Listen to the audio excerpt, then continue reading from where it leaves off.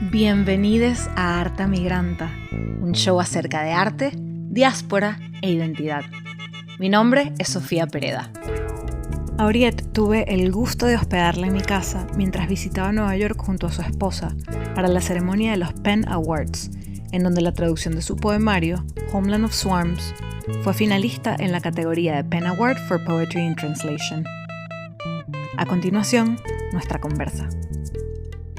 Mi amor, qué lindo tenerte en casa. Gracias, qué lindo estar acá y gracias por recibirme en tu hermoso espacio. Hoy nos acompaña Oriette de Angelo. Oriette es poeta, editora, gestora cultural de Lechería, Estado Anzoátegui. Caracas / Lechería, pero me identifico más con Lechería. Claro. Sí.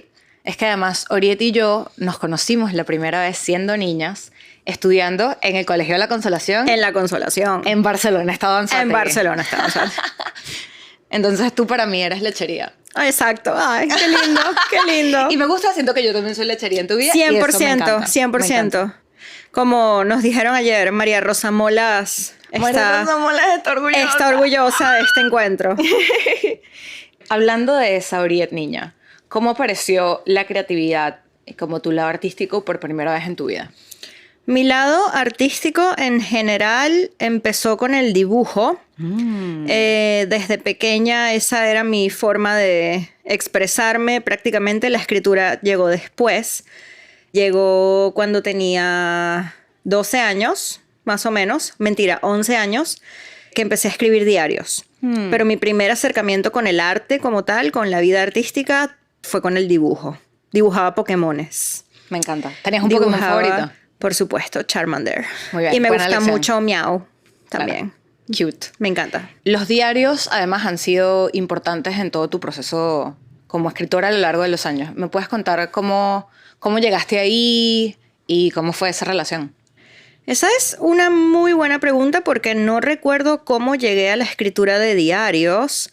No sé qué leí, no sé qué conseguí, no sé qué vi. Seguro fue en alguna telenovela de Televisa que alguna de las protagonistas principales, bueno, obviamente protagonistas, llevaba un diario y ahí me antojé de llevar un diario. Seguro fue con algo que vi más que con algo que haya leído, porque el primer libro que yo recuerdo haber leído fue El Principito y el segundo, Cute. ¿verdad? Y la segunda tanda de libros fue la saga de Harry Potter. Entonces claro, allí no hay como tal diarios. No. Sí hay algo, pero no hay diarios de Harry Potter no lee ni un solo libro en nada, jamás.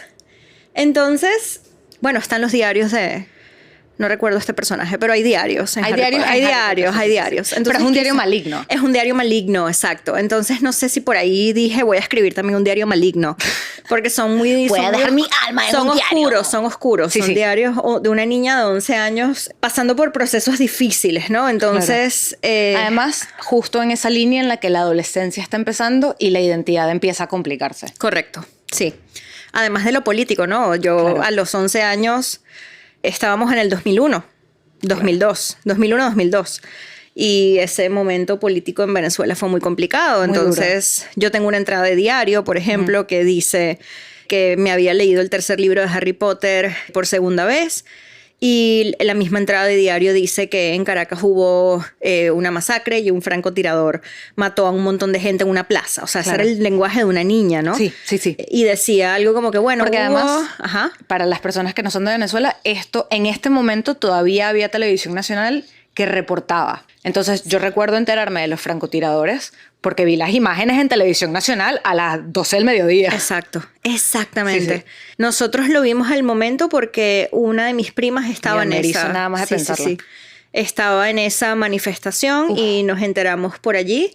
Y claro, en ese momento estaba esta teoría del francotirador, de la persona quizás del gobierno, etc. Sí. Luego fue que se revelaron un montón de cosas respecto a quién era la persona, por qué había hecho lo que había hecho, etc. Pero en ese momento... Francotiradores de Puente Llaguno. Esos son, sí, pero este es el Joao de Gobella. Este es el caso de Joao de Gobella. Claro. Entonces... Los personajes de la oscura... Por Dios, de la historia sangrienta y oscura de Venezuela. Exactamente. En fin. Entonces ahí fue que mis diarios eran bastante complicados porque mezclaban un poco eso con lo personal. Claro. Y allí empecé y poesía como tal cuando tenía 15 años. Sí, Y has estado escribiendo ambas desde entonces. correcto. Diarios tengo épocas. Ahora no estoy escribiendo diarios, por ejemplo. Pero tengo épocas donde sí quiero registrar y escribo. ¿De dónde viene ¿de dónde viene ese llamado? Como, ¿en qué momento? O sea, como que qué es lo que define que quieres registrar o que no. Si es acaso algo consciente. No es consciente, pero un patrón, y me he dado cuenta que cuando tengo grandes cambios en mi vida o estoy pasando por momentos muy confusos, escribir un diario es mi manera de darle orden a ese caos, ¿no? Sí. Entonces es una forma como de, no sé, escribir un diario es construir una identidad también. Y creo que cuando uno pasa por momentos donde la identidad puede ser difusa o son grandes, grandes cambios, por ejemplo, recuerdo una fase importante de mi escritura de diarios fue entre los 11 y los 15, luego paré por 2 años y luego volví a escribir diarios. Y además, a los 15 fue cuando empezaste a escribir poesía. Exactamente. Entonces también fue como un cambio de los diarios a la poesía. A la poesía, exactamente. Que mi poesía es bastante confesional también, entonces hay algo también de eso. El asunto es que, claro, he como oscilado un poco con el tema de la escritura de diarios y me gusta ese ritmo. En general, mi ritmo de escritura es muy particular y estoy cómoda con ese ritmo también. Cuéntame, considerando que además llegaste a ambos amores que mantienes aún hoy en día bastante temprano. O sea, haberles llegado en la adolescencia me parece bien visionario de tu parte. Sin embargo, te fuiste a estudiar Derecho. ¿Qué onda? ¿Qué onda tú toda, marica? Bueno, lo que pasa es que en el colegio tú no tuviste la oportunidad de conocer a la profe de literatura del colegio que se llama Oceanía Reyes. Ok. Shout out to Oceanía Reyes. Increíble, increíble. Y esa mujer te enseñaba literatura como te enseñan literatura en la universidad. Okay. Sus exámenes eran sumamente difíciles, eran exámenes complejos, eran exámenes de verdad que eran muy difícil, era la materia más difícil de cursar. Oh, wow. Y yo recuerdo que en esa clase leímos a Octavio Paz y leímos a Arturo Uslar Pietri, por ejemplo. Okay. ¿Y qué estudiaron ellos? Estudiaron Derecho. Entonces yo me di cuenta... Claro, porque además ambos tuvieron carreras políticas. Tuvieron carreras políticas. Bueno, Arturo Uslar Pietri estudió de todo, estudió economía, Entonces tenía una formación bastante integral. ¿Y qué pasa? Que cuando yo veo esto, yo digo, a mí me gustaba la idea de ser abogada, porque yo quería ser abogada criminalista. O sea, a mí me encantaba eso. Entonces, ni siquiera abogada criminalista, quería ser criminalista, o sea, quería ser como esta gente Mindhunter. Eso es lo que yo quería, especializarme en perfiles criminales. Wow. Eso es lo que pasa cuando CSI lo pasan en la televisión nacional. Te lo juro que sí, te lo juro que sí. Entonces, ahí yo dije, mi camino es este y la escritura siempre va a estar, o sea, yo no necesito estudiar nada relacionado con literatura porque eso ya lo tengo. Siempre me sentí autodidacta con el tema de la literatura. ¿En qué sentido? En el sentido de que quería decidir qué leer, cómo leerlo y desde dónde leerlo. No quería tener una carrera en literatura cuando la literatura ya era mi vida. Yo quería una carrera en algo que no podía aprender de la vida misma. No se puede aprender derecho de manera autodidacta. Claro. Se puede. O sea, en teoría. Exacto, en teoría se puede si, sabes, eres un amante de los libros de derecho, pero por lo general... Si eres amante de los libros de derecho, estudias derecho. Claro. Entonces, a mí me gustaba, no podía ejercer el oficio de abogada o ser criminalista desde lo autodidacta, pero la literatura y la escritura siempre fue para mí algo autodidacta, entonces no quería oficializarlo, por así decirlo. Okay. Pero le prestaba igual atención. Y estudiar derecho me fascinó, o sea, es algo que no cambiaría por nada del mundo. Me dio una manera de ver el mundo, me dio una manera de argumentar, me dio una manera de hablar, me formó como pensadora crítica, me formó como persona política también. Claro. Entonces yo creo que mi manera de ser escritora también está... El derecho y haber estudiado derecho ejerce un gran peso en mi forma de concebir la escritura también. Sí. ¿Cómo crees que se ve reflejado en tu escritura? Soy muy cuidadosa. Soy muy cuidadosa y siento que tengo cierto respeto por el lenguaje. Es decir, en el derecho también se aprende mucho a respetar el lenguaje. Y el derecho y estudiar literatura tienen mucho en común también. Bueno, mucho de filosofía. Mucho. En el derecho. Mi materia favorita era filosofía del derecho. Lógica jurídica también tiene algo hermoso, ¿no? No sé, de capacidad argumentativa. Entonces, eso me gusta y siento que si no hubiese estudiado derecho, mi forma de ver el mundo y mi capacidad argumentativa definitivamente serían menos críticos, quizás. Sí. Entonces ahora yo tengo como varias perspectivas y eso me parece que hace que mi escritura sea bastante multidisciplinaria también, ¿no? Claro. Como diferentes registros, diferentes géneros, diferentes formas de narrar desde lo poético, de trabajar el lenguaje poético. Además de lo poético, como dices, diferentes géneros. ¿En Sí. qué otros géneros has trabajado? He escrito no ficción, específicamente crónicas. Estoy trabajando ahorita una novela de no ficción. ¿Tu primera novela? Sí, bueno, no. Yo escribí una novela cuando tenía entre 17 y 18 años. ¡Wow! Ok. Una novela de 200 páginas, que es una historia bastante cursi, aunque está bastante influenciada por El túnel de Ernesto Sábato. Ok. Entonces trabajo la primera persona desde la voz o desde un protagonista que es un psicópata y termina haciendo cosas horribles. Ok. Pero entonces hay una serie de cartas donde le explica lo que hizo y luego está la historia de él desde la universidad, ¿no? Entonces su obsesión con una mujer. La novela trabaja un personaje masculino que se obsesiona con una mujer. Y ahí el derecho también fue fundamental cuando yo estaba como revisando la novela, ¿no? Pero la novela está engavetada. Lo que yo a veces digo es que a veces abro el archivo y digo, y pienso, no puedo creer que cuando tenía 17 años escribí una novela de 200 páginas. ¿Qué es esto? Y a mí me cuesta ahora escribir un cuento de 5. Claro. Es muy fuerte. Claro. Entonces, a veces también, extraño eso, ¿no? Pues sí, pero creo que también es las capas del aprendizaje y las cosas que ahora sabes que no sabías antes que quieres entonces aplicar en tu propio trabajo. Sí, me he vuelto muy consciente. Claro. En cambio, esa Oriet de los 17 trabajó desde la intuición, ¿no? Leía novelas y dije, ay, quiero escribir una novela. Y escribía poemas sueltos. Entonces, esa en realidad es mi primera novela.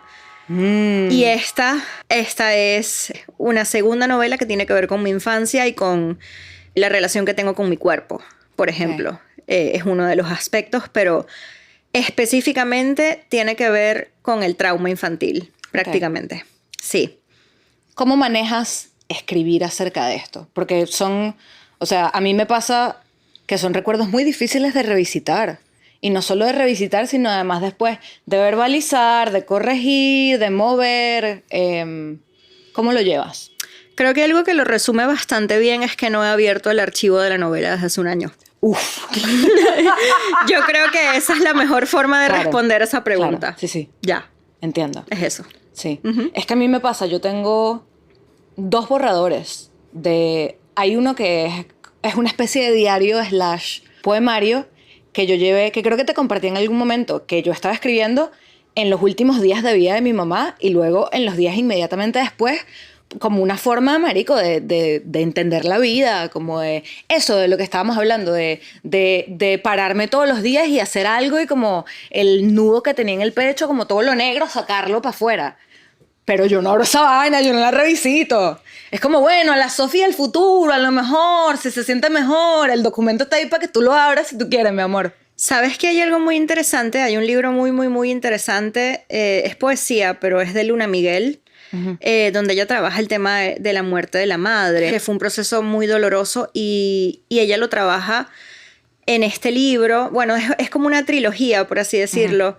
La tumba del marinero, Los estómagos, y el tercer libro, no recuerdo el nombre en este momento, pero es una especie de trilogía donde ella trabaja ese proceso de duelo.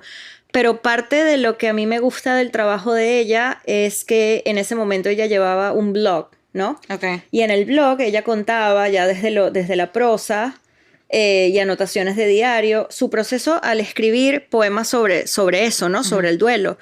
Entonces ese proceso es bastante interesante porque ella llevaba como un registro bastante público del proceso creativo mientras escribía los poemas. Verga, ok. Entonces eso también está muy interesante. Bien visionaria también. Sí, me parece. Una claridad mental. Luna Miguel es de las personas más visionarias y para mí es un modelo intelectual de nuestra generación. Prácticamente, sí, lo es al 100%. Sí. Bueno, es que a mí me pasa que yo no puedo ni siquiera leer acerca de historias con mamás muertas o mamás que se mueren. No puedo. Claro, claro. Aparte me imagino que es reciente. Me hueca horrible. Bueno, o sea, se siente muy reciente para mí. Mi mamá cumplió 8 años de haber fallecido en abril y es que, marica, yo creo que cuando son pérdidas de personas que son tan importantes en mi vida, porque además yo fui hija única de una madre soltera, entonces mi mamá y yo éramos y que mejores amigas por siempre, como que esa es una pérdida que a mí me va a doler el resto de mi vida y que va a ser un hueco el resto de mi vida. Sí. Solo que con los años me acostumbro a llevar el hueco adentro. Exacto. Y me acostumbro al hueco en el estómago. Y cuando lo hablo así en voz alta, siento el hueco en el estómago y siento como la garganta se me empieza a cerrar. Pero como estoy acostumbrada a estas reacciones, las puedo llevar. Claro. Pero las reacciones no se van. Nunca jamás, claro. Exacto. Claro, es cierto. Es cierto. Entonces, pero bueno, sí. Estábamos hablando entonces de la novela y que la tienes entonces engavetada. Engavetada claro. Desde hace un año, sí. No, entonces a veces me cuesta decir, estoy escribiendo una novela. Pero yo creo que hay novelas de novelas y hay novelas que se escriben así. Sí. Sí, no todas las novelas salen en unos meses. No. Y creo que me gusta no asumirme como narradora o novelista porque me genera menos presión. Sentir que soy narradora tiene asociado algo de productividad que a mí no me gusta, que la poesía no lo tiene necesariamente. Es decir, uno no relaciona la poesía con productividad. La poesía es otra cosa y la productividad viene de manera natural. Pero ser narrador es otra cosa, así lo siento yo. Yo veo a mis amigos narradores y es una disciplina con el trabajo y con la profesión que es diferente a la disciplina que tengo yo. Sí. Entonces nunca digo abiertamente que escribo narrativa, porque es que en realidad, no sé, me siento todavía... Bueno, es que no es tu principal como lugar de enunciación, supongo, pero igual narras. Ahora, sí, exacto. Pero desde lo privado. Claro.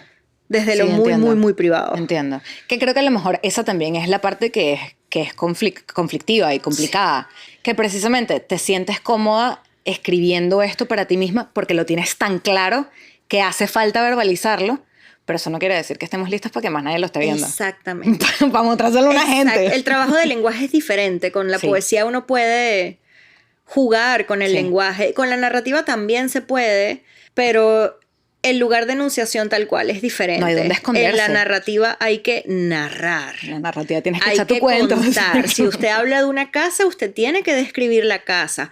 Si el piso es importante, hay que describir ese piso. Hay que darle una dimensión al piso.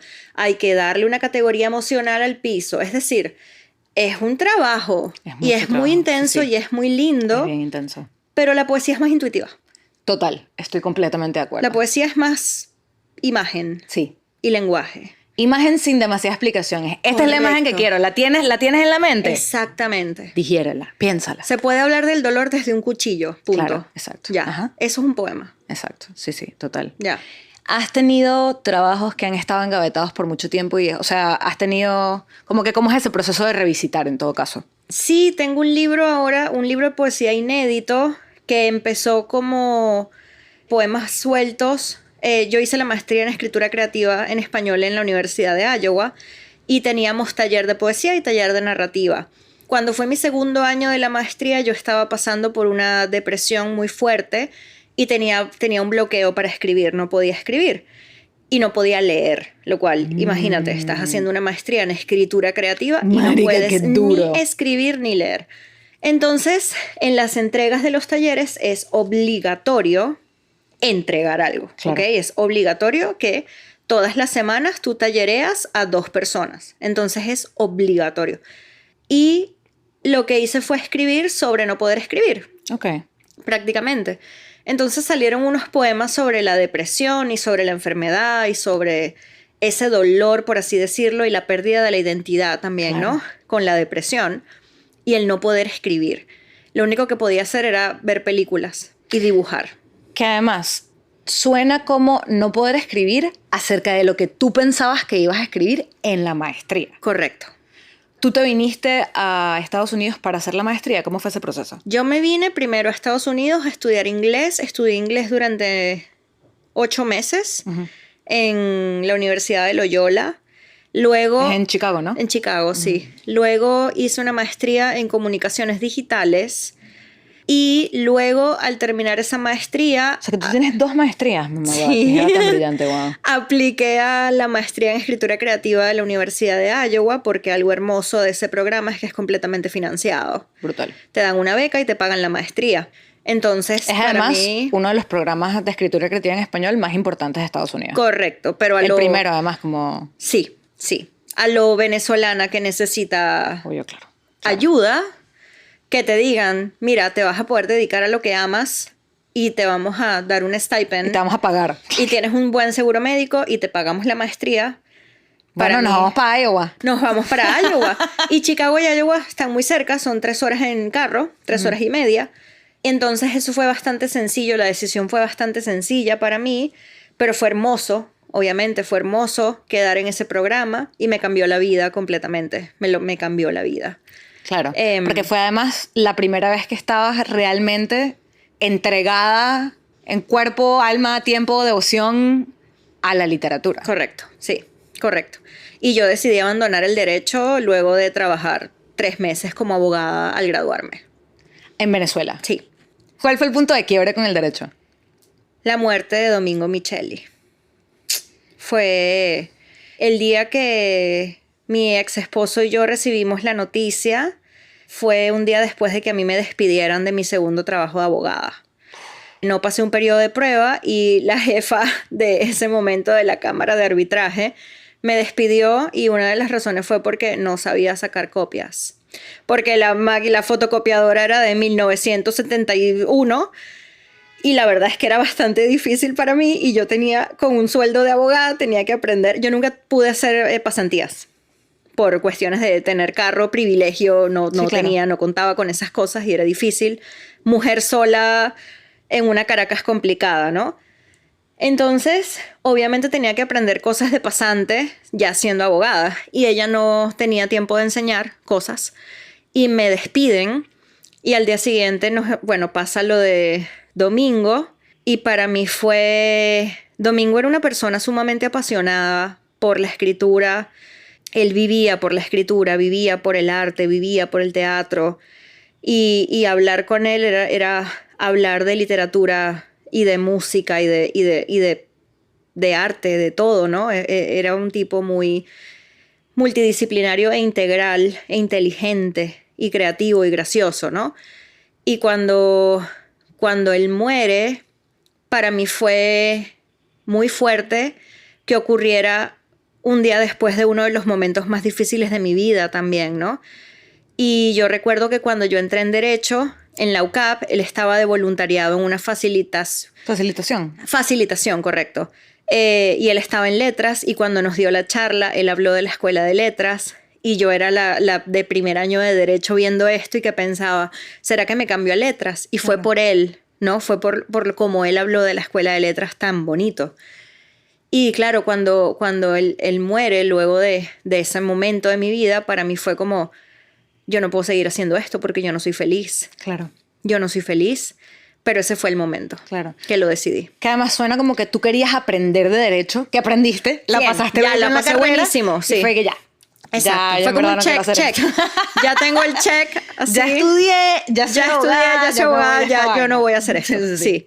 Entonces Entiendo. fue también una forma como de, no sé, siento que ese acercamiento con la Escuela de Letras fue gracias a él y fue muy traumático, obviamente, todo y las dos cosas al mismo tiempo fueron muy difíciles para mí y dije, yo tengo que controlar mi vida y mi vida es la literatura.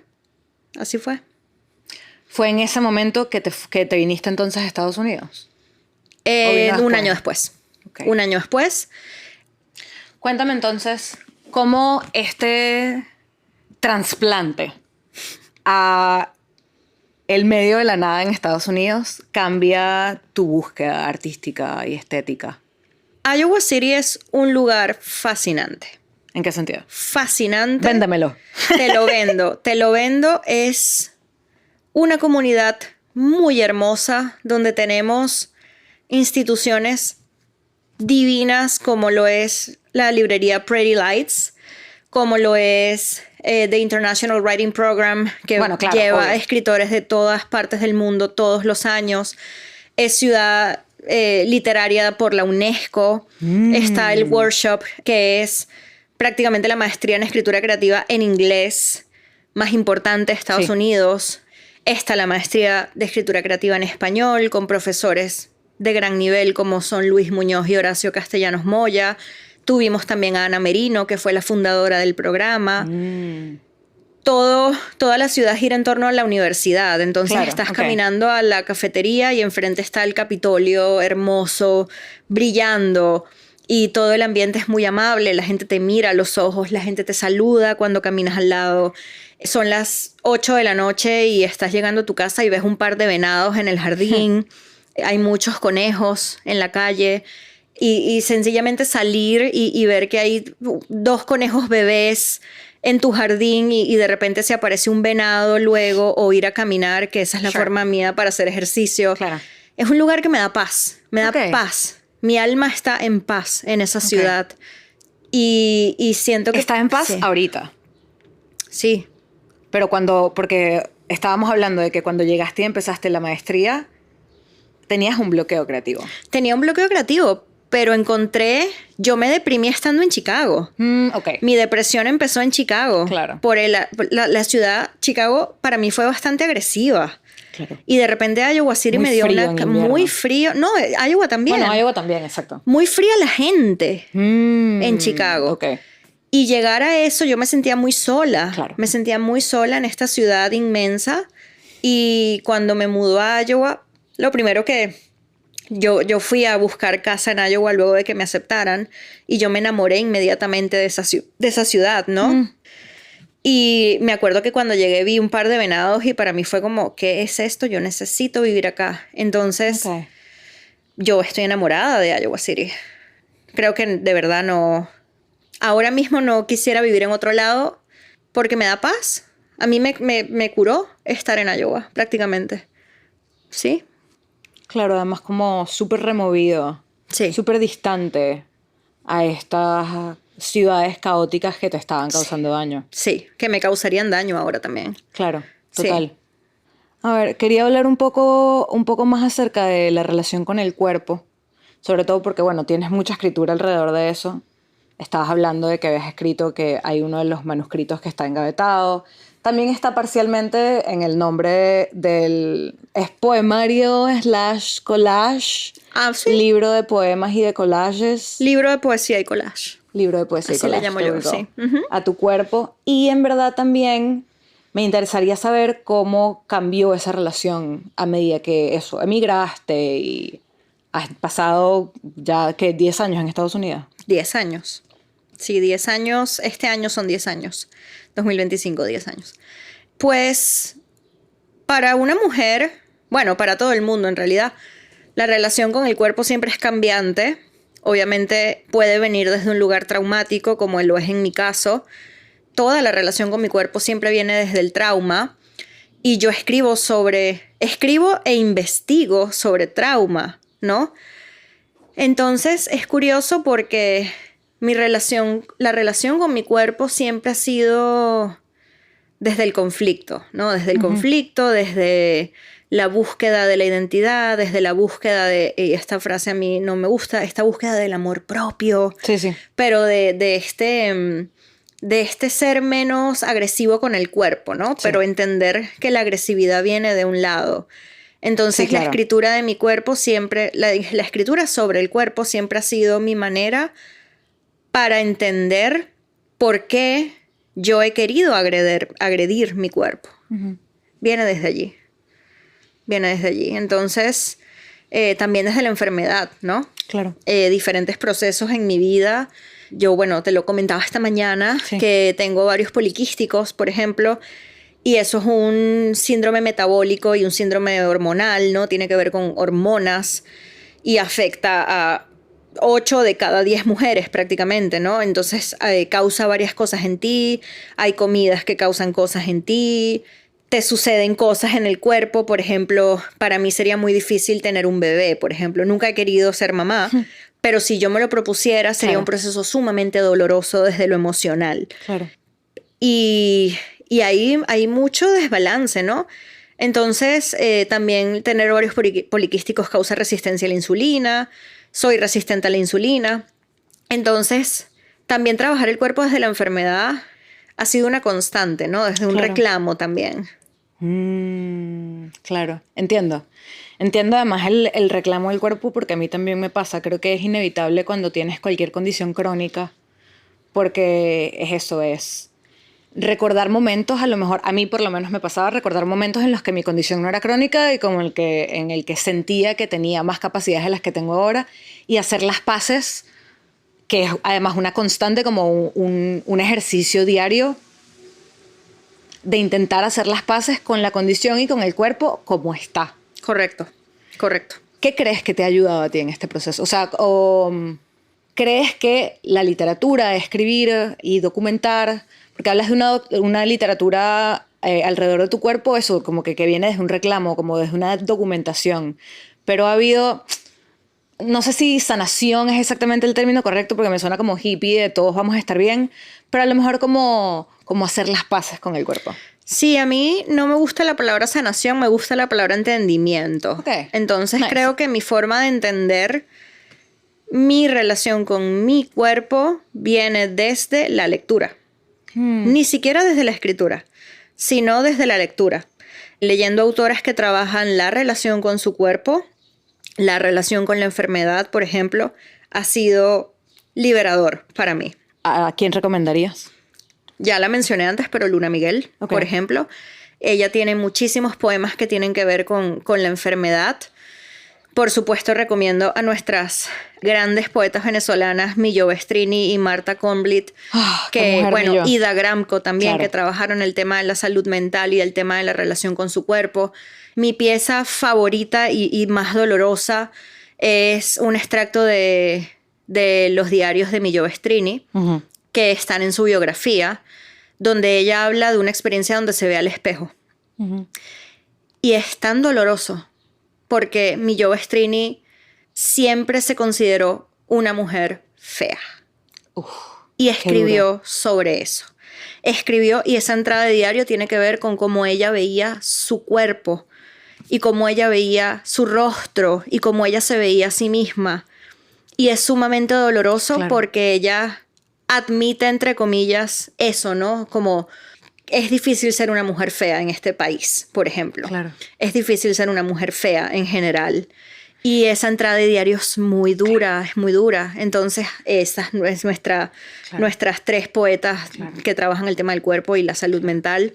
Que además es una fealdad completamente subjetiva, determinada por como esta idea eurocéntrica de blanquitud, de cómo deberíamos vernos en Venezuela, específicamente alrededor del Miss Venezuela, y como esta visión bien rígida de qué es lo que debería ser la feminidad. Y además ella escribe esta entrada de diario estando en Francia.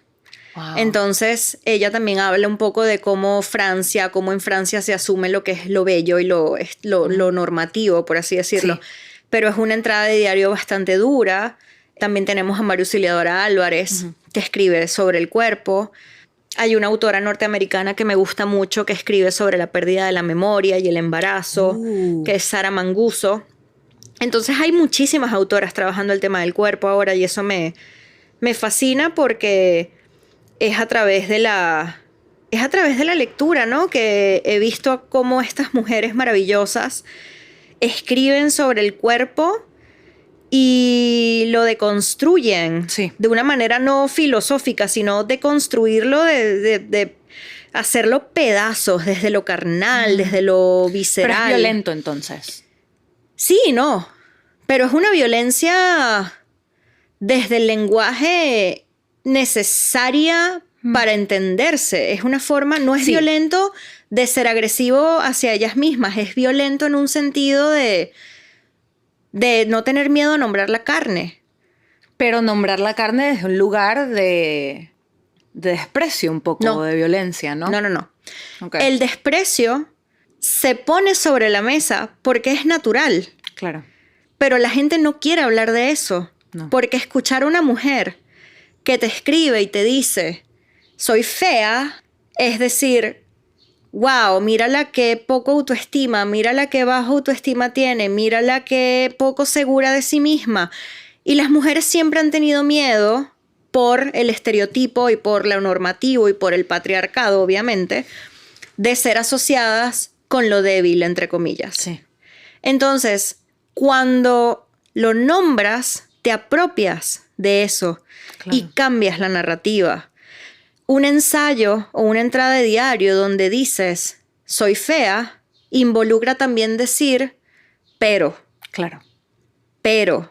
O ponerlo sobre la mesa, es sacarlo, es hacer que otro lo lea y que uno vea también la fuerza que hay en eso también, ¿no? O una entrada de nuevo, tener a Luna Miguel hablando sobre la pérdida de un hijo, por ejemplo, sobre lo que fue su primer aborto espontáneo. Y ella lo cuenta en sus anotaciones de diario, ella lo cuenta en su blog, lo cuenta en su poesía. Es visceral, Claro. hay Ya. culpa, pero se pone sobre la mesa porque eso existe, porque Claro. en secreto las mujeres se ven al espejo y dicen, carajo, soy fea. Mm.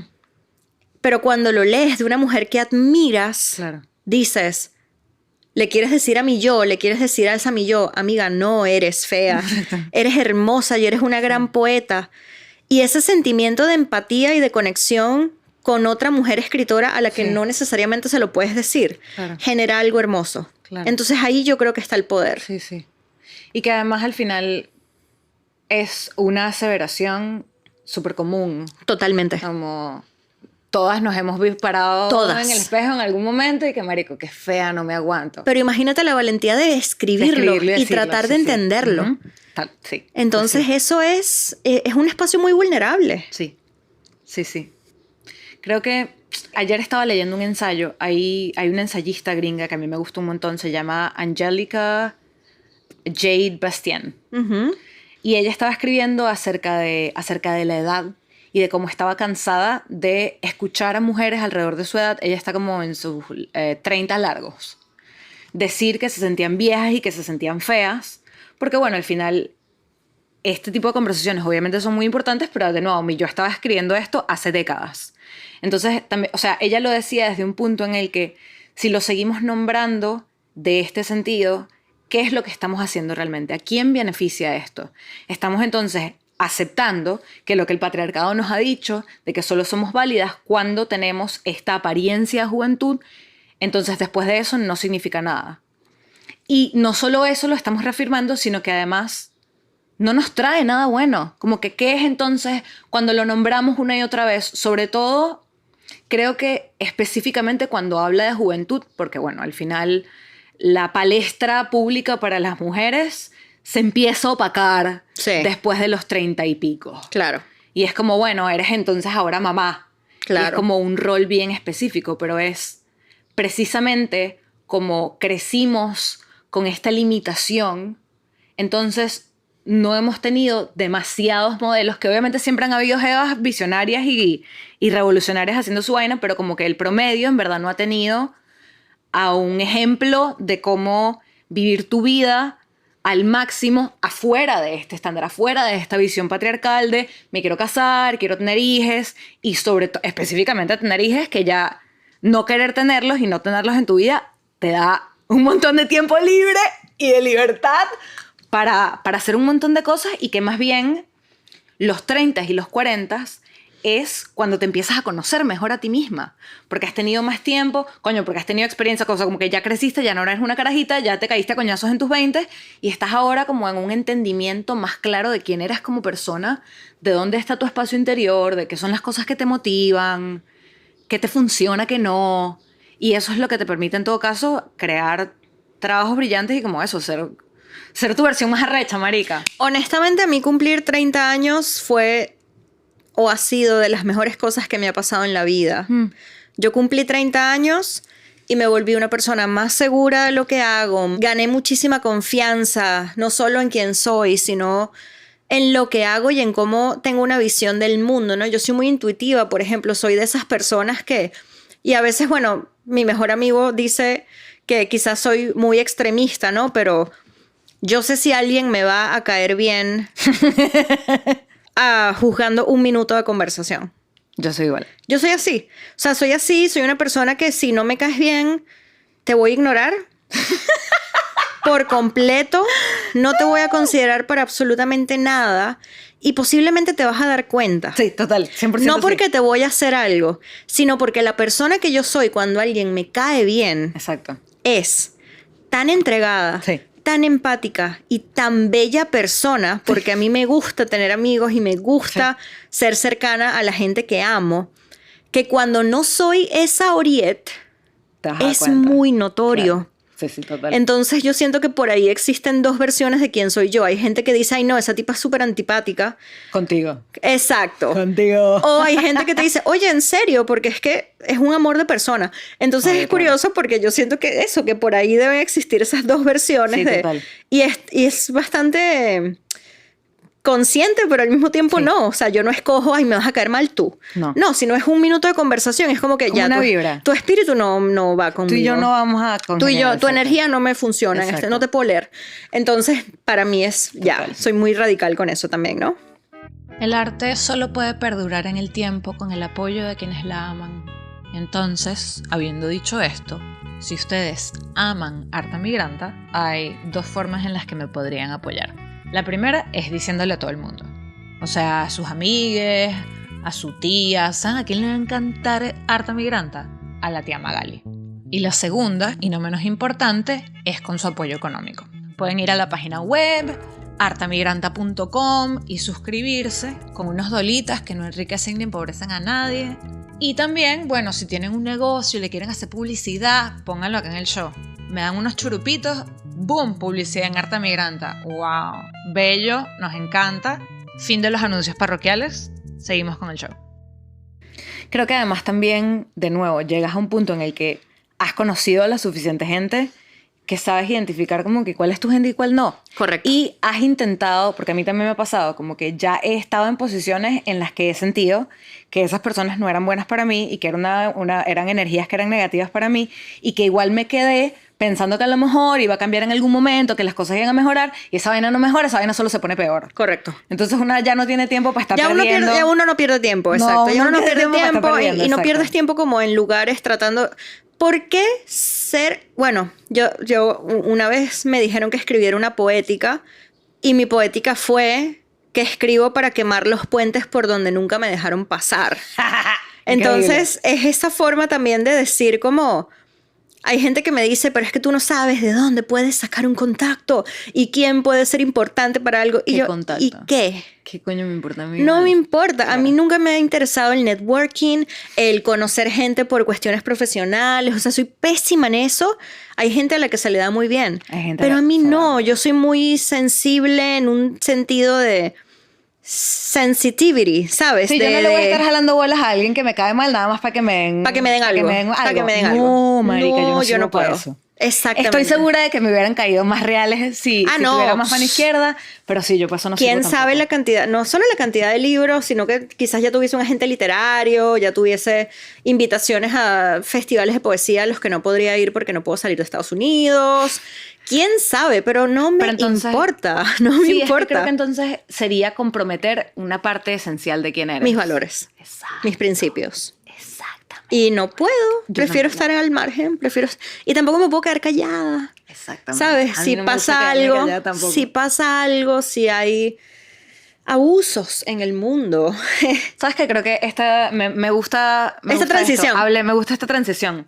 Porque en un mundillo tan misógino como lo es el mundillo literario en Venezuela, tú has sido una voz súper importante para advocar por otras autoras, escritoras, poetas venezolanas que precisamente no habían tenido este tipo de tarima. Creo que sería un buen momento entonces para hablar de Digo Palabra. Puede ser, que es precisamente, bueno, tu trabajo como editora, es una revista, podríamos llamarlo revista. Sí, yo le llamaría Ok. revista. Yo le llamaría revista. También surgió luego de la muerte de Domingo, porque él creía, hablábamos mucho sobre el tema de las revistas y con él hablé también sobre la falta de espacios digitales desde el blog y falta de espacio callejero digital que teníamos en Venezuela. Entonces yo dije, wow, este momento en el que no estoy trabajando como abogada, de hecho, claro, Domingo muere a finales de julio y la revista se funda, o yo empiezo la revista por ahí el 14 de agosto. Claro. El 20 y algo de agosto. Entonces también... De una. Para mí fue como, yo tengo que hacer esto, ¿no? Entonces empezó como un sitio de entrevistas también. Yo quería entrevistar escritores. Y mi primera entrevista fue con Luna Miguel, de hecho. Una de mis primeras entrevistas fue con Luna Miguel. Y siento que luego lo que hice fue aceptar textos. Armé una convocatoria y la gente empezó a enviarme textos. Y yo Todas además lo estabas haciendo tú sola. Yo siempre. Digo Palabra siempre ha sido mi trabajo, mío. Una vez tuve a Andrea Paola ayudándome con la sección de narrativa, pero eso era amiga de la casa, bella, amiga de la casa, Andrea Paola. Ella me ayudaba con la sección de narrativa cuando yo recibía, además en ese momento Digo Palabra se publicaba todos los domingos. Wow. Era semanal, ¿ok? ¿Cuánto estabas publicando? O sea, ¿qué cantidad de textos? ¿Cómo era? Al principio, máximo 10. ¿Todas las semanas? Sí. Wow. Todas las semanas, entre 5 o 10, ¿ok? Y luego, claro, cuando yo entro en la maestría de escritura creativa, eso tiene que cambiar. Claro. Eso tiene que cambiar. Y la página estuvo inactiva por 2 años prácticamente. Por 2 años donde no se publicó nada, publicaba entrevistas a veces, pero comenzó tal cual. O sea, eso, tenía a Andrea Paola en ese momento, 2017, ayudándome con la sección de narrativa. Luego la página se paró por 2 años. ¿Cuál era tu criterio? ¿Cuál ha sido tu criterio para escoger qué publicar en Digo Palabra? ¿Qué tan honesto se siente el texto? Nunca he creído en eso de la mala literatura y la buena literatura, sino qué tan honesto se siente, y de nuevo, es sumamente intuitivo, ¿no? Qué tan honesta es la escritura y qué tan seguro está de alguna manera el escritor con el lenguaje que está usando, ¿ok? Para mí, un poema que no necesariamente me guste no significa que es un mal poema. Claro. Sino que yo evalúo otro tipo de cosas. Evalúo la estructura, por ejemplo, la conciencia del lenguaje, la coherencia con el tema, soy muy crítica también con el tema de las rimas, y esto, quienes me están escuchando que han estado en mis talleres se van a reír, porque esa es parte de las cosas que yo más le presto atención en los talleres. Entonces, si veo que hay un poema que incurre en muchos lugares comunes y en muchas rimas, para mí es como, no lo puedo publicar, pero no porque quiera rechazar al escritor por rechazarlo, sino porque yo lo veo desde esta perspectiva.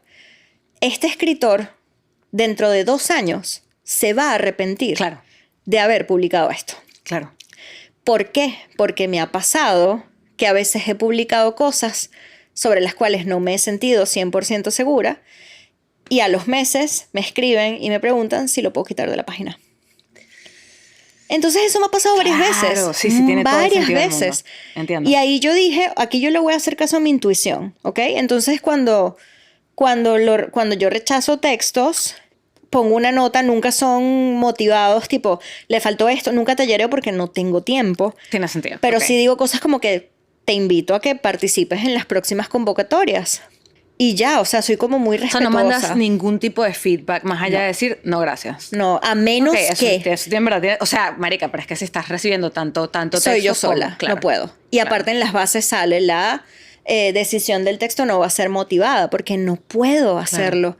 Y esa cláusula sí me la copié de revistas americanas, estadounidenses, como Poetry Magazine, que ellos y que no vamos, o sea, si no aceptamos un texto no podemos motivarlo, ¿no? Entonces, para mí eso fue fundamental y bueno, Digo Palabra tiene ya 11 años. Wow.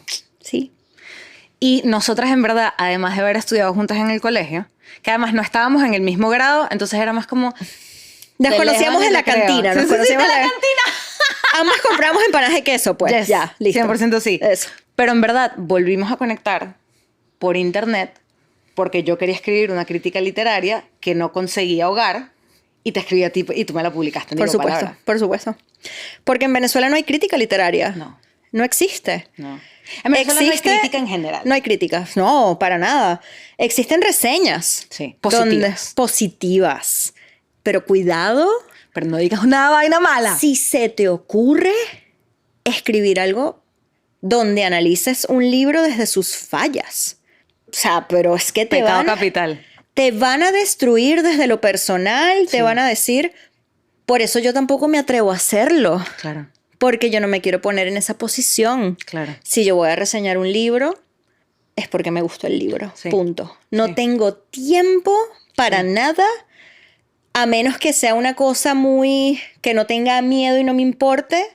Bueno, ese era un poco el lugar en el que yo estaba. Claro. Que creo que necesitaba hacer por lo menos una vez y desde entonces lo que hice fue dejar de leer a hombres venezolanos de la literatura contemporánea porque no me parece que tengan nada interesante que decir, opinión controversial.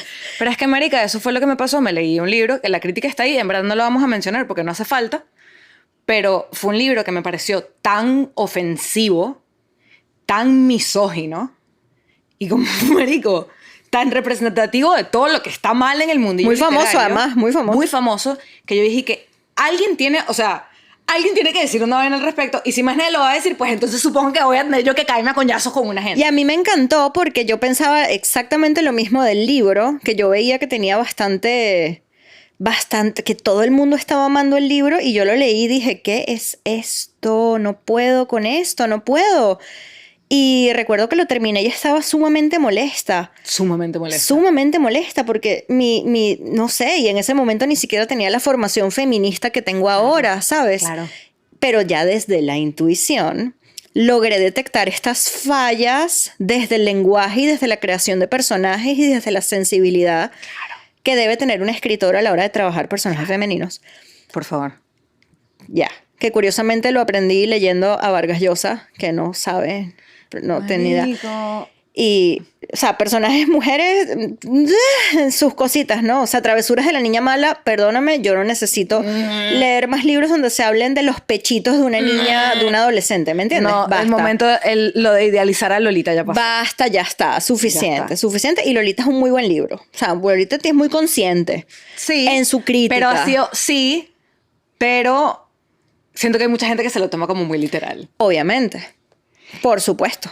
Yo creo que en todo caso lo que a mí esto me permitió, y bueno, llegar otra vez a Digo, o sea, llegar a nuestra conexión otra vez a través de Digo Palabra, fue darme cuenta de que este mundillo mainstream, entre comillas, porque como as mainstream as el mundillo literario Beneco could be, era algo que sencillamente no me interesaba. No se parecía a absolutamente nada de lo que yo estaba escribiendo, no se parecía a lo que yo quería leer, y eso como que no me parecía relevante, como que no registraba con lo que a mí me estaba pasando, y fue que entonces me saca culo. Claro. Entonces esto no tiene que ser para mí. Creo que fue eso, es como, y sobre todo ya habiendo salido de Venezuela, esta gente no tiene ningún tipo de influencia en mi vida, no tiene ningún impacto en mi vida, sus opiniones no me importan, entonces puedo hacer lo que me dé la... Creo que fue más bien como liberador. Sí. Y que, Totalmente. mira, podemos hacer lo que nos da la gana. Totalmente, pero fíjate, y aquí el asterisco y aquí el momento de debate de la conversación.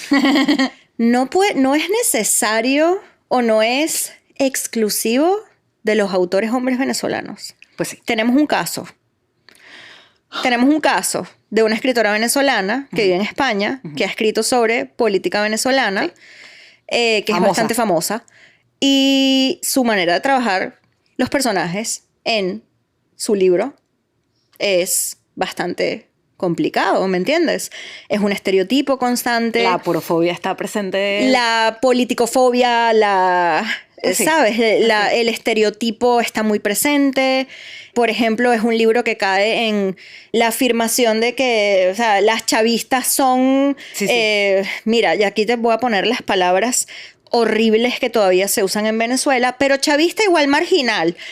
Ese estereotipo hay que cambiarlo. Que es además un discurso, primero xenofóbico. 100%.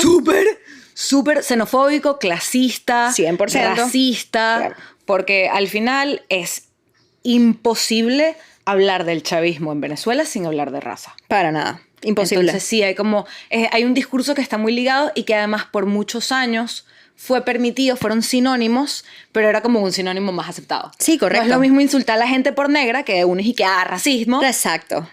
Es chavista. Es chavista. Pero en verdad está uno al lado del otro, pues. Correcto. O sea, cuando los estás usando como sinónimos. Sí. Sí. Entonces, claro, en este libro está este estereotipo desde el clasismo. Claro. Y cuando tú ves que esta escritora construye a estos personajes desde esa mirada, tú dices, ¿qué es esto? Aparte hay mucha gordofobia también en ese libro. Entonces, yo recuerdo estar leyendo este libro y anotar en los márgenes gordofobia, clasismo. Es decir, mis notas estaban... Y claro, mi conflicto era, a todo el mundo le está gustando este libro porque a mí no. Y ese es el conflicto mayor también, porque digo, wow, la gente se identifica con esto. Claro. Que creo que es también, de nuevo, es salir de Venezuela, que lo estábamos hablando un poco cuando estábamos desayunando. Salir de Venezuela y darte cuenta de que los paradigmas en los que estabas, en lo que estabas viviendo, de cómo estaba normalizado todo este racismo, todo este clasismo, todo cómo la estructura postcolonización funciona y nos afecta, y como eso se desencadena en 1.000.000 de cosas que obviamente están reflejadas en nuestra literatura y que han sido normalizadas en nuestra literatura. 100%. Y que precisamente saliendo de Venezuela y saliendo de la burbuja que todavía normaliza esto, te das cuenta que le estábamos cagando, pues que estábamos meando fuera del perol. Sí. Lo curioso es, claro, que tú ves a estos dos escritores y sientes, wow, esta es la literatura que representa a Venezuela. Cuando la gente te dice, sí, literatura venezolana, y te los nombra, uno dice, sí. Y sí, los publicaron. Exacto. Y tienen sus premios y sus cosas. Y hablan bonito, ¿me entiendes? Son personas que te hablan bonito y ya, ¿me entiendes? Ya está. Y leen mucho, eso sí, no se los puedo quitar. Son unas personas, son eruditos, o sea, son eruditos entre comillas. Sí. Te leen. No te leen a mujeres venezolanas contemporáneas, pero te leen unas vainas, exacto. Entonces es eso, ¿no? Bueno, también es... El mercado editorial de Venezuela es prácticamente inexistente. Entonces, esto que creo que en otros países sería una literatura un poco más pop, sí, podría existir en conjunto a otros puntos de vista. Sí. Pero precisamente por las condiciones de Venezuela y por cómo nuestra literatura está sucediendo en este momento desde el exilio muchas veces, pues eso hace que nada más haya como 2 o 3 nombres que suenen internacionalmente, y además hay muy poca literatura venezolana que ha sido traducida. Correcto, muy poca. De hecho, me encanta. Increíble transición para hablar entonces de Cardiopatías, traducida. Porque, bueno, a mí me pasó varias veces que yo intentaba recomendar literatura venezolana a gringues que no hablan español, y lo único que yo conseguía traducido era Doña Bárbara. Claro. Y yo sé que la biografía de Chávez, la biografía de Chávez también está en las librerías. Pero yo no quiero, o sea, yo me siento, y esto va a ser ay, qué pedo, yo siempre diciendo vergas controversiales y metiéndome con Doña Bárbara en varias ocasiones. Te digo. Pero yo siento que yo me siento más reflejada en el hogar, en 100 años de soledad, que en Doña Bárbara. Oh, sí, por cierto. Pero por supuesto. Por supuesto. Doña Bárbara a mí se me hace más como un statement político. Totalmente. Es historia. Prácticamente es historia de Venezuela. Pero entonces, o sea, es una historia que obviamente no conocemos, no somos de la época, pero obviamente la gente de ese momento posiblemente se sentía identificada con el capataz, ¿me entiendes? O sea, son cosas así, pero ahora con Santiago, con sí. Que además era el hombre blanco dueño de la hacienda, obviamente, que venía a poner orden a estos campesinos que estaban... ¿Sabes que tenemos la otra, Memorias de Mamá Blanca? Esa también refleja, porque hay una crítica a la vida moderna en Caracas que es bien interesante. Entonces sí hay novelas para identificarse con... Sí. Pero ¿Memorias de la Mamá Blanca está traducida? No tengo idea. Creo que no. Fíjate que no lo sé. Yo creo que no. No lo sé. Pero bueno, entonces... Podríamos buscar. Vamos a buscar. Está entre paréntesis. Sí. Pero bueno, Cardiopatías, ahora Homeland of Swarms... fue traducido. Cuéntame, vamos a hablar un poco primero de cómo fue el proceso de traducción para ti. A mí además, la traducción del título me causa muchísima curiosidad. Hablemos de eso. Sí, fue en 2017 que la traductora del libro, Lupita Italker, me contactó y ella manifestó su interés en traducir poemas del libro. Y luego ella me pidió el libro y me dijo, quiero traducir el libro. Y empezó a traducir y a mandar las traducciones a revistas acá en Estados Unidos. Las revistas lo publicaban y había bastante hype, ¿no? También con esos poemas que además hablaban de Venezuela desde la perspectiva de una mujer, desde la poesía, hablando de el chavismo. ¿Cómo fue el proceso colaborativo entre ustedes dos en la traducción? Maravilloso. ¿Cómo lo manejaron? Fue sumamente, y esa es la palabra, fue colaborativo. Nunca hubo una imposición, fue un diálogo. Completamente un diálogo. Aparte, este es su primer libro publicado, es su primera traducción, ¿no? Entonces ella empezó también a publicar sus traducciones con mis poemas. Y siempre hubo mucho respeto. Es decir, por ejemplo, yo tengo un poema que está en Cardiopatías que habla del pareo. El pareo es el paño, la toalla que te pones cuando estás en la playa. Para taparte el culo. Exactamente. Entonces ella no sabía cómo traducir pareo, como que qué significa pareo. Y terminamos haciendo wraparound skirt. Sure, that works. ¿Me entiendes? Sí. Entonces, pero al mismo tiempo... es una conversación. Fue una conversación porque ella me decía, mira, yo estaba buscando lo que es un pareo y encontré esto, entonces no sé si dejar pareo porque no sé si es algo como muy local y lo quieres dejar o si prefieres que pongamos wraparound skirt. Uh-huh. Entonces decidimos por esa imagen. Claro. Pero fue un diálogo. Claro. Entonces hay muchas frases muy venezolanas, ¿no? Como, no lo sé, ahorita mismo no me acuerdo, pero hay muchas frases que tienen que ver con lo oral venezolano. Claro. Y eso implica un diálogo. Claro. Eso implica un diálogo. Y fue un trabajo de 7 años. Wow. ¿Me entiendes? O sea, esa traducción fue un trabajo de 7 años. Y ella llevó... Constante. Ella no dejó de trabajar en ese libro. Ella hizo una maestría y en esa maestría ella revisaba los poemas con profesores, revisaba los poemas con expertos, los llevaba a conferencias.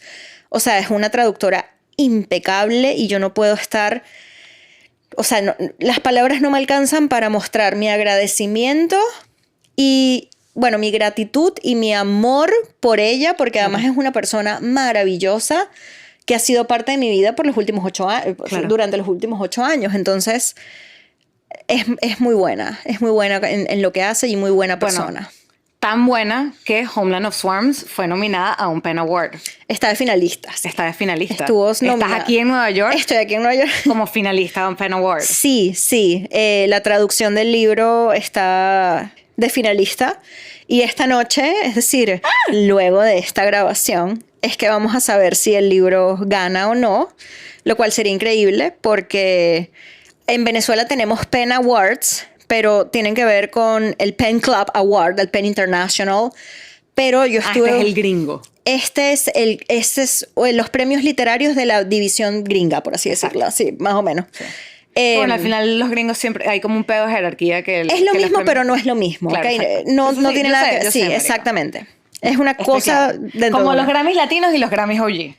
Como que te puedes ganar en ambos, pero igual hay como cierto caché. Correcto. En estar como en el mundo anglo. Sí, exacto. Sí, inevitablemente. Sí, prácticamente, pero... El norte imponiéndose, marica. Pero son organizaciones diferentes, pero tienen que ver con lo mismo. Es una cosa muy rara. Es una cosa muy rara que ni yo sé explicar ahora mismo. Okay. Está bien.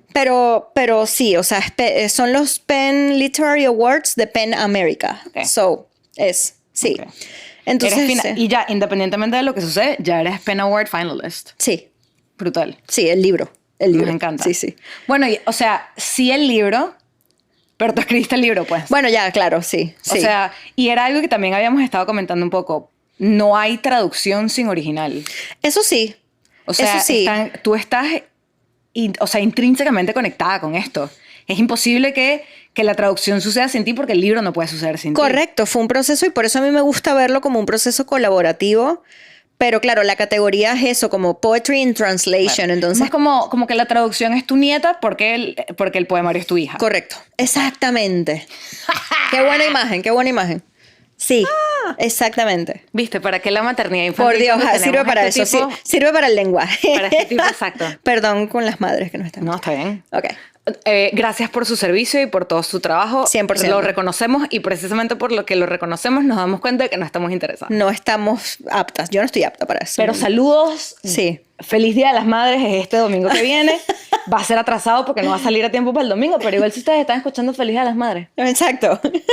Mira, ¿cómo llegaron al título de Homeland of Swarms? Fue el editor, Steve. Fue el editor porque además publicar el libro fue un proceso, ¿no? Empezamos publicando poemas sueltos y luego le enviamos el libro a Coin Press, que es esta editorial independiente que está en Illinois, y ellos aceptaron el manuscrito y fue increíble, fue muy emocionante porque ya yo conocía algunas de las publicaciones y no nos gustaba Heart Diseases. Sí, claro. Heart Disease son horribles. ¿Me entiendes? O sea, no queríamos ese título para el libro en inglés. Claro. Y con el editor... Cardiopatía está ahí, pero al mismo tiempo hay como una sonoridad diferente. Correcto, sí. Correcto. Es diferente, exacto. Entonces, Heart Disease was por not. Dios, no. Entonces fue el editor quien nos dijo, Steve nos dijo, vamos a buscar un título dentro del libro. Claro. Y él fue el que propuso Homeland of Swarms, porque es un verso que dice patria de enjambres. Entonces a él le gustó mucho ese verso, le gustó mucho esa imagen, y creo que resume bastante bien el libro. Porque el libro tiene que ver con Venezuela y crecer en Venezuela y ser una mujer en Venezuela. Claro. Entonces, era más que apropiado. Claro. Y que además es un ejemplo perfecto del proceso colaborativo de haber llegado hasta ahí juntas en un poema en específico, en el medio del poemario, y darte cuenta de que esa línea representaba además el resto de tu trabajo y habla además como de un nivel de cohesión y de entendimiento del material que es... Y confiar en la mirada de los otros, que es importante. Sí. O sea, es muy importante confiar en la mirada de los otros que saben cosas que no necesariamente sabe uno. Claro. ¿Por qué? Porque Steve, sí, es escritor, pero es editor, ha hecho esto varias veces, recibe manuscritos, edita de nuevo libros porque ama la poesía, ama lo que hace, ama lo que lee, y su mirada tiene una perspectiva que yo no tengo. Claro. Él es editor de este libro, le apasiona el libro, pero él también necesita ver cómo se va a vender el libro para afuera, ¿ok? Entonces es también una parte de Heart Diseases, no es tan imponente como título del libro de poesía. Es horrible. Suena como a un fundraiser para ayudar a salvar a la gente. Que es necesario, pero straightforward, ¿sabes? Pero un libro de poesía médico. No creo que sirva para un fundraiser, pero exacto. No. Él es muy cero lenguaje, poética, exacto. cero poético. Entonces, cero poético. Él viera esa frase y dijera, Homeland of Swarms es perfecto para este libro, yo dije, confío en ti, ese es el título, me encanta. Fue así. ¿Cómo se siente para ti diferente este proceso de ser editora para otras personas versus trabajar con un editor para ti? Esto suena raro, pero yo nunca he recibido lo que yo hago por otras personas cuando reviso manuscritos. Yo nunca he tenido un manuscrito revisado. No me han dado... Mentira, estoy mintiendo, pero de una manera brutal. I was gonna be like, are you interested though? Estoy mintiendo y te pido perdón, Enrique Winter, por esto, porque tú eres el único que ha leído un manuscrito mío y que me ha hecho revisiones y correcciones, las mejores revisiones y correcciones que he recibido en la vida. Pero eso ha sido la única vez que un libro de poesía, claro, en la maestría de escritura creativa también, claro, Ana Merino y Luis Muñoz hicieron un trabajo impecable dándome feedback, pero así de hacer lo que yo hago, solo Enrique Winter lo ha hecho por un libro mío, que es el libro de Libero, En mi boca se abrirá la noche. Y es curioso porque yo no trabajo estos libros desde cómo me gustaría trabajar un libro mío, sino de saber encontrar o ver dónde está la voz de la persona en ese manuscrito que me está entregando. Es una labor de detective también, porque hacerlo desde, si me gusta o no me gusta, si se alinea o no se alinea, es una forma muy reductiva de leer el trabajo de los otros, ¿no? Sino que para mí el verdadero trabajo es dónde está la voz de esta persona en este libro. Claro. Entonces, esa es la parte es la parte que más disfruto. Cuando encuentro eso, cuando encuentro, en realidad, aquí está la voz, aquí está el tema, aquí está en esto, aquí está el libro. Entonces me ha pasado varias veces que el libro trata de muchas cosas y yo en un diálogo, por supuesto, en una conversación, nunca impongo nada, nunca, siempre doy como este warning de, hey, mira, todo lo que yo voy a decir son sugerencias, este es tu libro, tú haz lo que se apegue más a lo que tú quieres hacer, claro. ¿ok? Yo aquí te estoy ayudando a esculpir, a encontrar, a darte una perspectiva. Entonces siempre digo como, oye, mira, este libro de 80 páginas, el libro de poesía en realidad está en 50, en estas primeras 50, en esta segunda sección. Porque es que tu libro trata de esto, esto y esto y esto. ¿Me equivoco? ¿Esto es lo que quieres decir? 95% de las veces es así. Claro. Porque soy una lectora muy crítica y muy aguda, ¿no? Pero soy muy empática y conecto con la gente. Entonces, yo creo que eso es lo principal. Uno puede ser un gran editor, pero si no tienes empatía, si no te interesa conversar, si no te interesa hablar con la persona y conectar a un nivel humano, tu trabajo como editor y como corrector y como dador de feedback de un manuscrito no va a funcionar del todo. Claro. Entonces, creo que mi trabajo viene desde allí. Que además lo llevaste, además de trabajar como editora, en algún momento empezaste también a dar talleres. Sí. Bueno, que no solo en la universidad, como parte de tu trabajo, pero me interesa más como tus talleres con espacios de disolución. Sí. Es el proyecto, porque, bueno, marico, esta mujer tiene un montón de proyectos, todos con unos nombres bellísimos. Gracias. Eso vino de Hani Osot. Esa frase, sí. ¿Cómo decides, cómo has armado como estos? Porque además, lo que me gusta de tus talleres es que siempre tienen como un enfoque bien específico, bien como personal y asociado a como tu forma de ver la literatura y la poesía. ¿Cómo los has construido? Pues para mí, mi trabajo literario no funciona sin lo comunitario, sin la comunidad. Para mí es fundamental crear comunidades. Desde Digo Palabra. Completamente de acuerdo. Un taller es una comunidad de lectores y de escritores. Y todos han sido espacios que para mí se tienen que construir desde la empatía. Claro. Desde nunca, y estoy muy agradecida, pero en ninguno de los talleres que he enseñado he tenido situaciones donde he dicho, wow, esto no funciona, wow, estoy triste, wow, esta persona está siendo irrespetuosa. No, jamás. Y en mis clases yo enseño español como TA en la universidad. En mis clases de español tampoco he tenido esos episodios. Y creo que eso es importante porque mi idea de la literatura tiene que ver con la idea de comunidad también, claro. ¿No? Es un trabajo en comunidad. Entonces, para mí eso es como el elemento personal que le agrego a cada uno de estos espacios. Lo que me gusta además, yo he tomado talleres contigo, es que creas un espacio en el que la vulnerabilidad es bienvenida y protegida.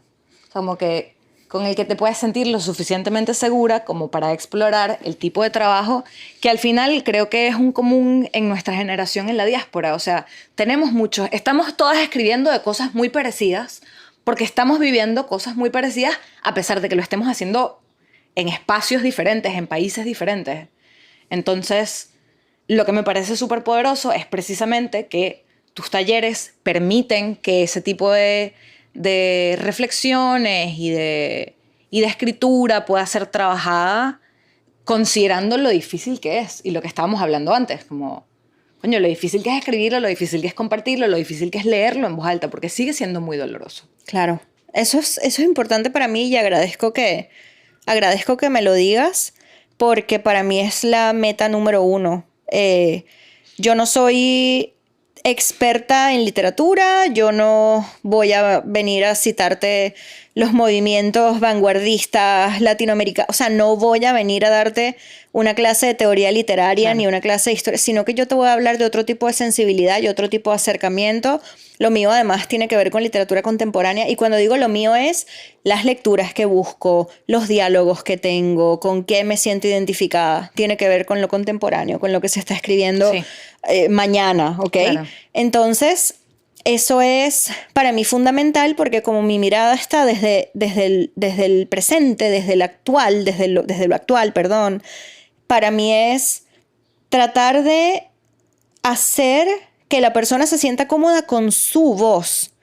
No que busque otra voz o que consiga, no, sino que la voz que está presentando en el taller sea el lugar o la inquietud desde la cual la persona pueda articular su literatura sintiéndose vulnerable, pero siendo honesto, ¿no? Y creo que eso es lo que busco tal cual en mis talleres, es eso. No dar una cátedra de teoría literaria, sino ayudar a las personas a que encuentren esa... No solo encuentren esa voz, sino que la entiendan. Sí. Que sean gentiles y además que tengan compasión con su proceso, ¿sabes? Y creo que eso es lo que me funciona. No podría hacerlo de otra manera. Bueno, ya te lo he dicho, pero lo voy a decir en el micrófono también. Tú fuiste la razón por la que yo empecé a escribir poesía. Oh. Ni siquiera porque te leí, porque ya te había leído, sino porque tomé un taller contigo de diarios y esa mirada y esa exploración me permitió por primera vez escuchar una voz que ya había estado en mí, pero que había estado como muy engavetada, muy, muy guardada, muy censurada. Claro, muy eso. censurada. Y fue la primera vez que yo dije, ¿qué pasa si en verdad yo escribo esto y ya? Claro. ¿Qué pasa si yo lo digo en voz alta? Claro. Y bueno, me hace muy feliz eso, porque además eres tremenda escritora y te admiro mucho y admiro tu capacidad de decir cosas y de pensar en voz alta. Es aterrador, ¿no? Es sumamente. No deja de ser aterrador. Eso creo que es bien importante, que todo el mundo lo sepa. No, o sea, la gente piensa que es fácil. No. O que uno lo hace de una manera bastante inconsciente, pero todo lo que yo digo, así sea en redes sociales, así sea en la escritura de un poema, así sea desde un artículo académico, pasa por muchos filtros, no de censura, sino de qué tan respetuosa tengo que ser con el lenguaje. Sí, también. ¿Ok? ¿Qué tan respetuosa tengo que decir? Porque las palabras tienen peso. Sea desde donde sea que se articulen, las palabras tienen peso. Claro. Entonces, para mandar un tweet, uno tiene que ser tan consciente del peso del lenguaje como para escribir un poema. Que además, yo creo que la gente lo subestima, pero el internet es para siempre. Ah, no, por supuesto. Absolutamente todo lo que tuiteas va a estar ahí por el resto de los archivos de internet y el más allá, pues. Podrán mandar Y te va a a cerrar seguir. cuentas de denuncia, pero esas cuentas de denuncia están en algún Pero esos lado. screenshots existen. Ahí están, amigos. Y hay una gente que se acuerda. Alguna gente, que es la importante también. Nosotras nos acordamos. Exactamente. Cuando punto. digo una gente, quiero decir que nosotras nos acordamos. Exacto. Y hacemos que los demás se acuerden. Y ¿no? hacemos que que los demás. que es importante. Eso, que además es súper importante, como servir de memoria y como de recuerdo para todas las cosas que nos han intentado hacer olvidar. Totalmente. Para mí yo no lo hago desde una conciencia de, ay, voy a hacer esto porque quiero. No, más bien siempre ha sido como, yo tengo una relación con la injusticia muy particular. Claro. A mí me molesta la injusticia. Claro. Me molesta cuando hay un desbalance de poder. Me molesta cuando hay gente que se sale con la suya, Sí. que hace cosas malas y se sale con la suya. Y también tiene que ver con haber sido educada en un sistema de justicia que no funciona. Claro. Entonces ahí tú te das cuenta Claro. que el activismo, que además el activismo en redes sociales nació con la primavera árabe, ¿ok? Claro. Entonces ahí es donde la gente empezó a darse cuenta del poder que tenía el internet. Claro. Y las redes sociales y lo importante que fue Twitter, lo importante que han sido las redes sociales para el feminismo, por Claro. ejemplo, los espacios que ha creado. Súper importante. Estas conversaciones, o sea, lo más parecido que tuvo Venezuela al Me Too, que ya ha venido a colación en otras conversaciones, fue Yo te creo en el 2021. Y de nuevo, como tantas personas ya estaban en la diáspora, fue una conversación que sucedió completamente en internet. Correctamente, sí. Y fueron una ola de denuncias que causaron una serie de repercusiones súper importantes, pero que además, por primera vez, hizo que estuviéramos hablando de estos abusos de poder y de estas situaciones de abuso sexual que habían sido crónicas y que habían estado ahí por décadas en todas las instituciones del país. Sí. Y bueno, específicamente las que nos conciernen a nosotras, las del mundillo literario. Correcto. Que está plagado de abusadores sexuales y de acosadores y de viejos verdes. Y de gente que normaliza el abuso y de de los alcahuetas. otros. Esa es la palabra. De alcahuetas. Esa es la palabra. Que dicen que, Sí. ay, pero es que está viejo. Me La saca cul- culo que esté viejo, vale. Ojalá que se muera ya de una vez. La cultura de la cancelación es también problemático. Esa frase es muy problemática Sí. porque desde este argumento dicen, es que quieren cancelar al escritor. Ajá. El escritor se canceló a sí mismo. Exacto. Al momento que ese escritor decidió abusar de alguien, decidió golpear a alguien, decidió dañar a una mujer, causarle traumas y lo que sea, dañarla en cualquier forma, el escritor se canceló a sí Claro. mismo. Tu Sí. vida, papi, lo siento, pero tu vida profesional No se es más acabó. importante que el bienestar de las personas a tu alrededor. Y se acabó Creo ahí. que es eso, como que es la cultura de la cancelación como malo que hablemos de las cosas malas que hicieron estos hombres en vez de es malo que estos hombres hayan hecho esto en primer lugar. Correcto. Punto. Completamente absurdo. Punto. Y que nosotras hemos sido parte de este discurso, estamos cansadas de tener que tolerar y somos parte de la generación que dijo ya no más. Correcto. Ya no más de normalizar esto. Sí, sí, sí. Totalmente, totalmente.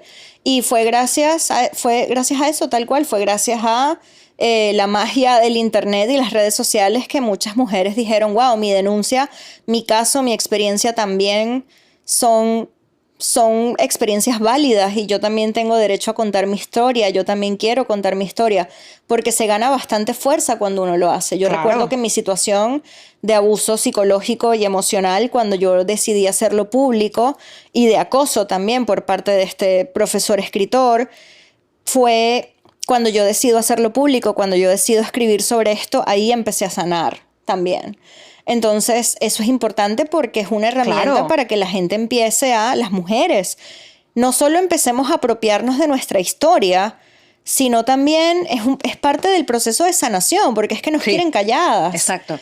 Porque además, en el silencio sigue estando la culpa en el lado equivocado. Correcto. Que es lo que dijo esta mujer, fue la francesa. sí, Pelicot. Pelicot. Pelicot. Exactamente. Correcto. Que la vergüenza tiene que cambiar de bando. Exactamente. Porque entonces el silencio lo que hace es pensar que tú, como sobreviviente de esta violencia, fue tu culpa, y esta persona sigue estando exitosa en la palestra, cuando la realidad es que no tienes, o sea, es seguir revictimizando a las personas que vivieron esto y hacer que vivan con una culpa que no les pertenece. Sí, correcto. Correcto, y además también es un asunto de el Me Too venezolano, el yo te creo, además se silenció por la muerte de Willie McKay, ¿no? Claro.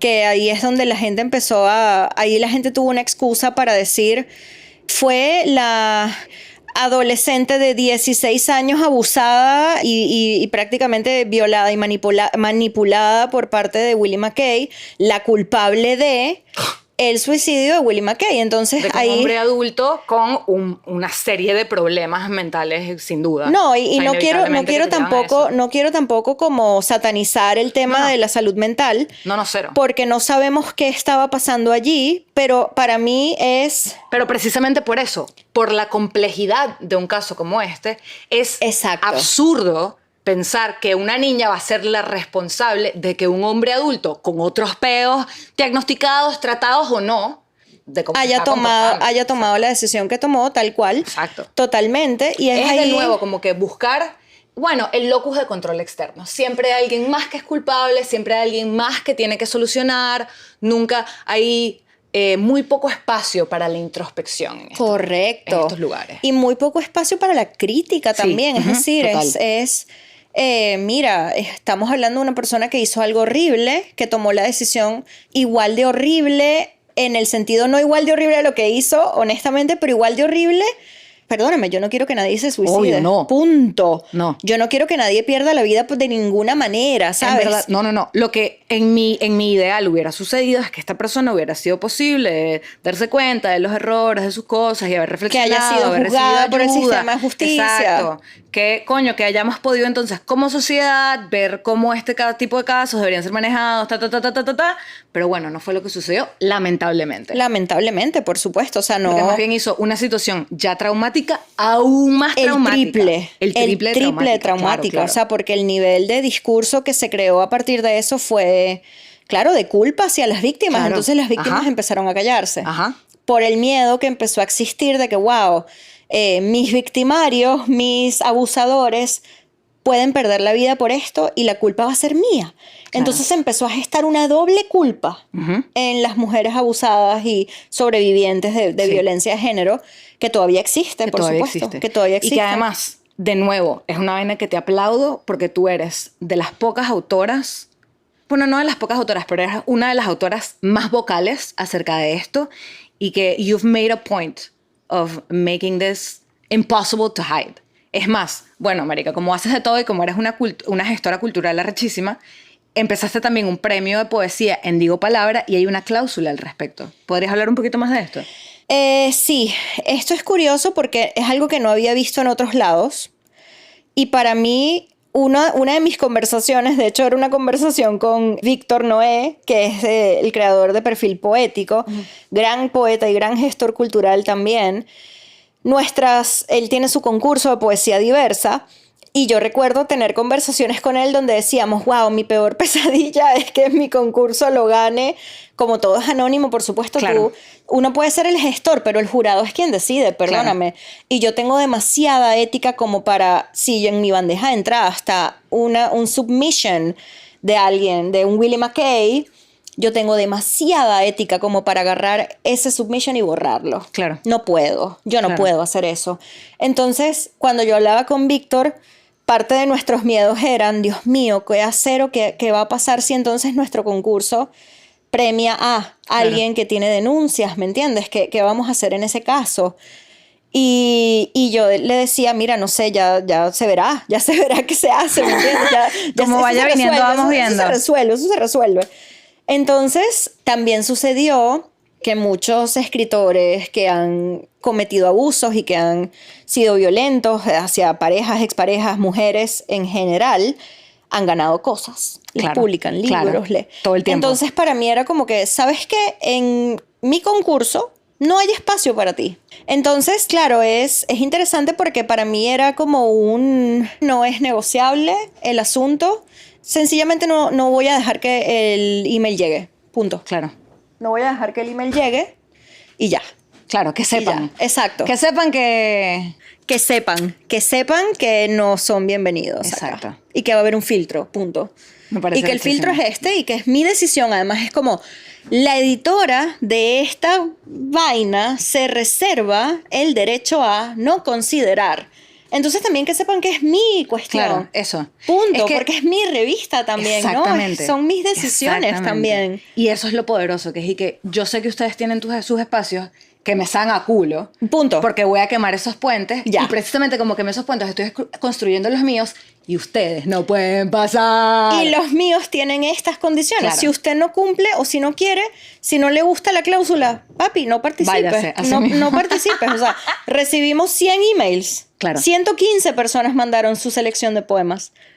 Listo. Y espero que lleguen más. Claro. Y va a ser hermoso, y va a ser espectacular. Y esa es la cláusula y se va a quedar y va a seguir. Amo, fan de la cláusula. Gracias. Esa cláusula.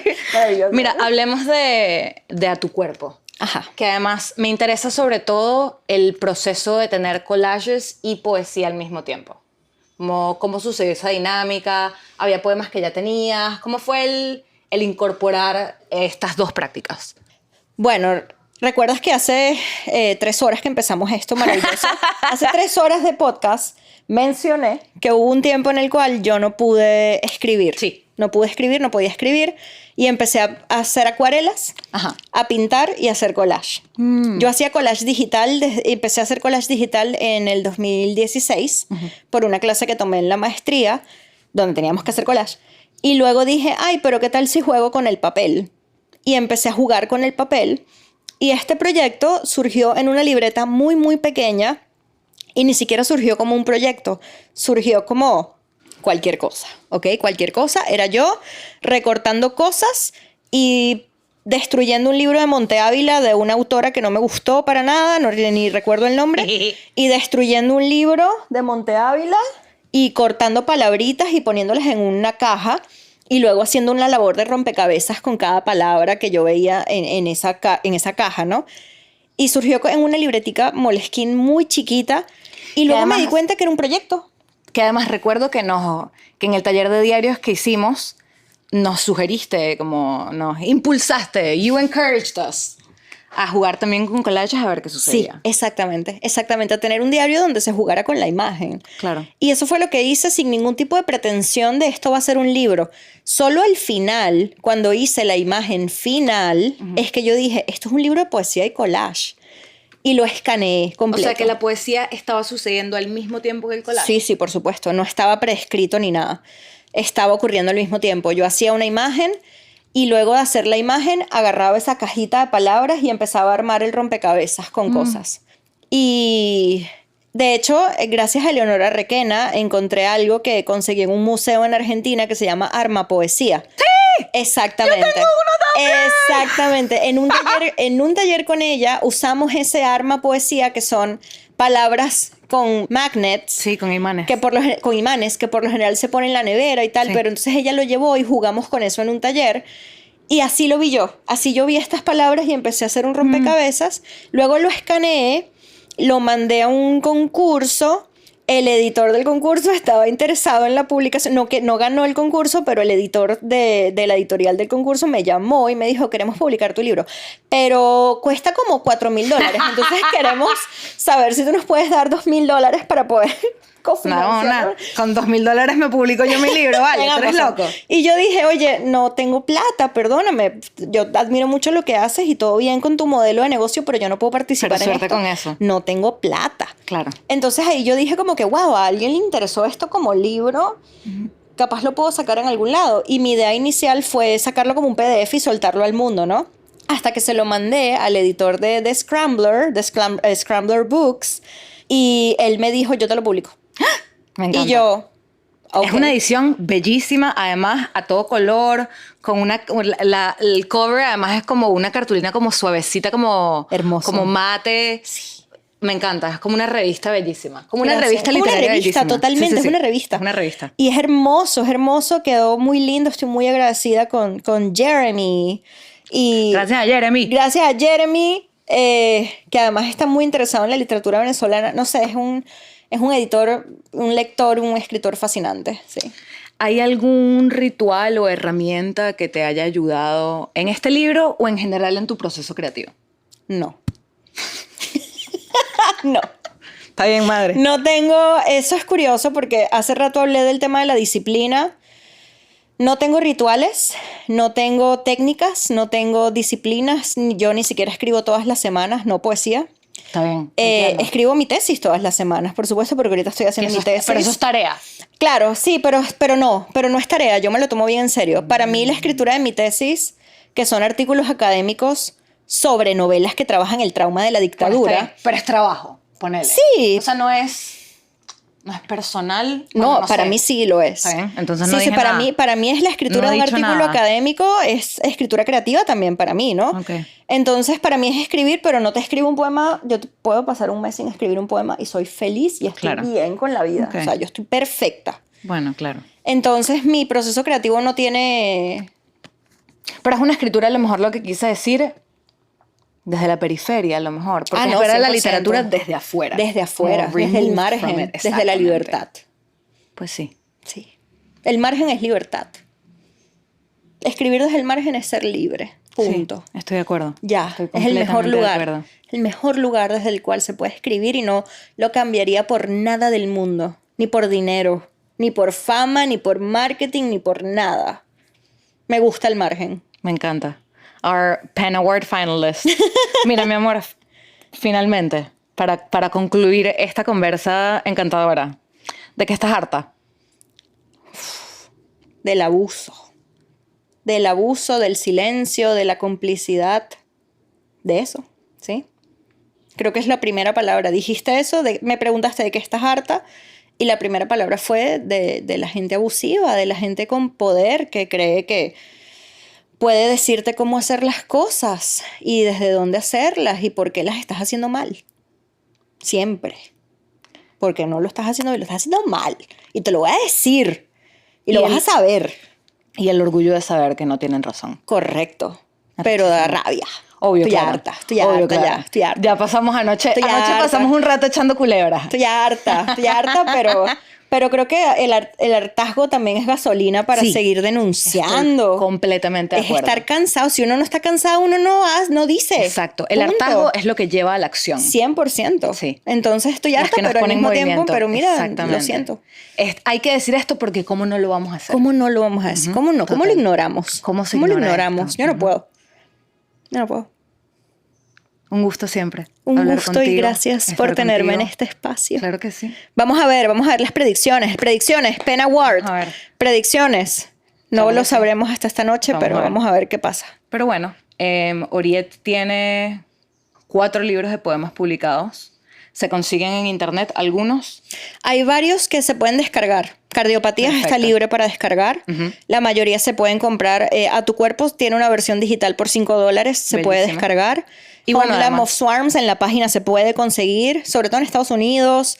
El libro también, el de LP5 también se consigue por Amazon. El único que es difícil de conseguir es el de Libero Ediciones, que se consigue solo en España. Ok. Sí. Y bueno, además está Digo Palabra, que tiene muchísima literatura venezolana contemporánea. Tiene trabajos tuyos también. No, solo entrevistas. Bueno, yo nunca... eso igual es parte del trabajo. Sí, claro. Pero es curioso porque yo nunca he querido publicar ni un poema mío en esa revista. Bueno. Para mí son los otros allí. Tienes además, Oriet comparte poesía y literatura de mujeres venezolanas contemporáneas. Entonces eso también lo pueden conseguir.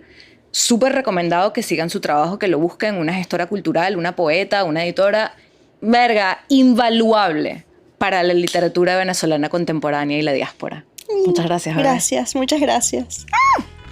Al final, Homeland of Swarms no ganó el premio en los Pen Awards, pero sí en nuestros corazones. Gracias por escuchar Harta Migranta. Si les gustó el episodio, compártanlo con sus amigues y suscríbanse en hartamigranta.com. Pueden conseguirnos en YouTube y donde sea que escuchen sus podcasts. También estamos en Instagram en @hartamigranta. Este podcast es una producción del colectivo Bollo Pelón. La edición es de Rodolfo Porras. La música es de Mafer Bandola. Natasha Rangel es la transcriptora. Y en el micrófono, Sofía Pereda. Hasta la próxima.